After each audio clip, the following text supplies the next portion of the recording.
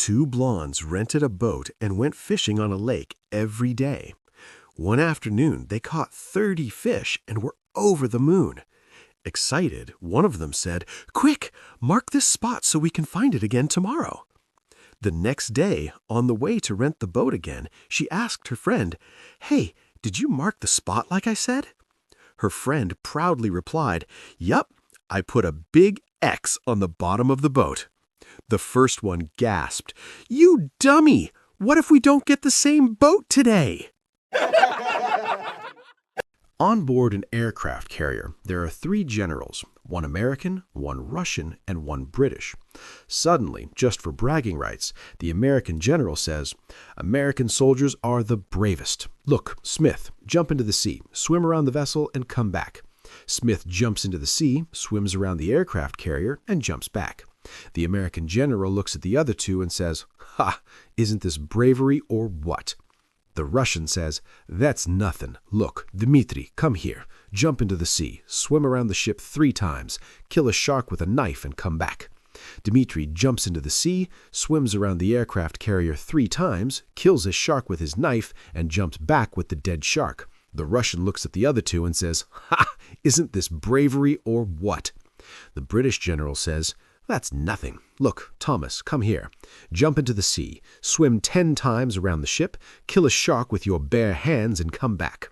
Thomas replies, "Go f*** yourself." The British general looks at the other 2 and says, "Ha! Isn't this bravery or what?" A man and woman had been married for more than 60 years. They had shared everything. They had talked about everything. They had kept no secrets from each other, except that the little old woman had a shoebox in the top of her closet that she had cautioned her husband never to open or ask her about. For all of these years, he had never thought about the box. But one day, the little old woman got very sick, and the doctor said she would not recover. In trying to sort out their affairs, the little old man took down the shoebox and took it to his wife's bedside. She agreed that it was time that he should know what was in the box. When he opened it, he found 2 crocheted dolls and a stack of money totaling $95,000. He asked her about the contents. "When we were to be married," she said, "my grandmother told me the secret of a happy marriage was to never argue. She told me that if I ever got angry with you, I should just keep quiet and crochet a doll." The little old man was so moved he had to fight back tears. Only 2 precious dolls were in the box.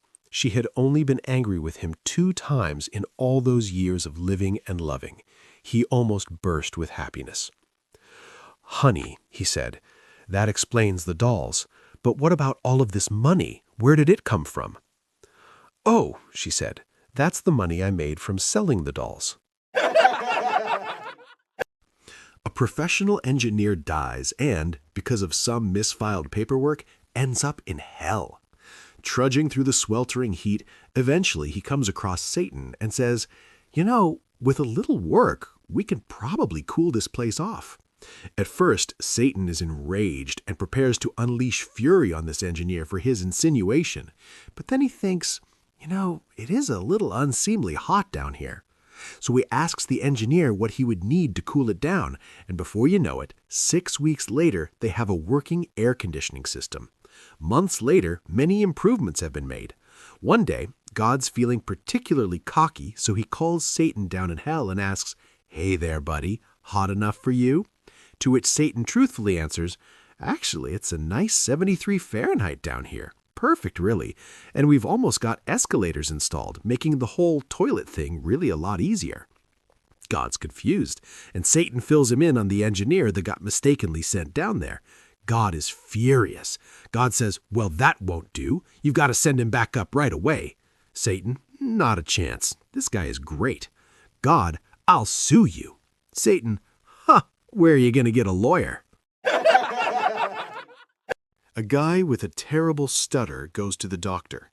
The doctor examines him and says, "I'm afraid the problem is your large penis. It requires such an enormous blood supply that not enough blood is reaching the speech center in your brain."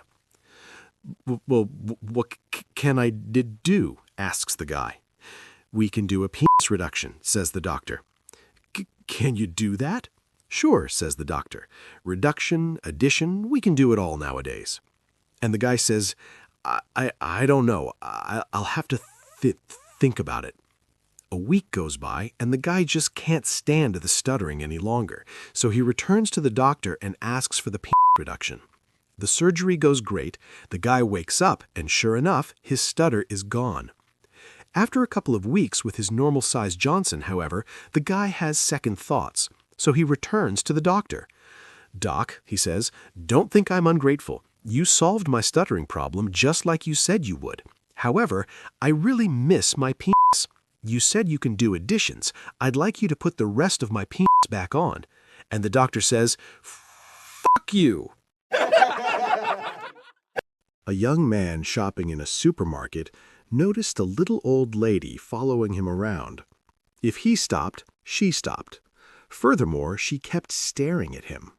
She finally overtook him at the checkout, and she turned to him and said, "I hope I haven't made you feel ill at ease. It's just that you look so much like my late son." He answered, "That's okay. I know it's silly, but if you'd call out, 'Goodbye, Mom,' as I leave the store, it would make me feel so happy." She then went through the checkout, and as she was on her way out of the store, the man called out, "Goodbye, Mom." The little old lady waved and smiled back at him. Pleased that he had brought a little sunshine into someone's day, he went to pay for his groceries. "That comes to $121.85, said the clerk. "That can't be right. I only bought 5 items. The clerk replied, "Yeah, but your mother said you'd be paying for her things too." A woman was at the doctor's inquiring whether it was possible to get a vaginal reduction. After multiple tests and doctor's visits, she found that she was eligible for the procedure. After she woke up from the anesthetic, she found 3 beautiful bouquets of flowers by her bedside. One from her surgeon, saying that everything had gone smoothly and her recovery should only take a few weeks. One from her husband, saying that he couldn't wait to get her home. And one from little Johnny in the burn unit, saying thanks for the new ears. There's a piano player who's out of work, so he goes to a classy lounge to find a gig. He locates the manager, tells him his circumstance, and the manager agrees to hear him play. The pianist sits down at the piano and begins to produce the most wonderful music the manager has ever heard. It fills him with emotion and even brings a tear to his eye. When the last note has ceased, the manager tells the pianist that they were the most amazing songs he had ever heard and asks him their names. The first one was called "Your Daughter Has a Hairy Pussy," and the second was "Motherfuckers Can Suck My Ass." The manager is understandably taken aback by these crass names and negotiates that the man can play in his club under the condition that he not reveal the names of his compositions. The musician agrees without complaint. Later, after playing amazing music all night and enjoying drinks on the house, the musician goes to the bathroom to relieve himself. As he leaves the bathroom, he forgets to tuck himself back in. A slightly inebriated patron of the lounge taps him on the shoulder and says, "Hey, buddy, do you know your fly is open and your cock is hanging out?" "Know it?" replies the pianist. "I fucking wrote it."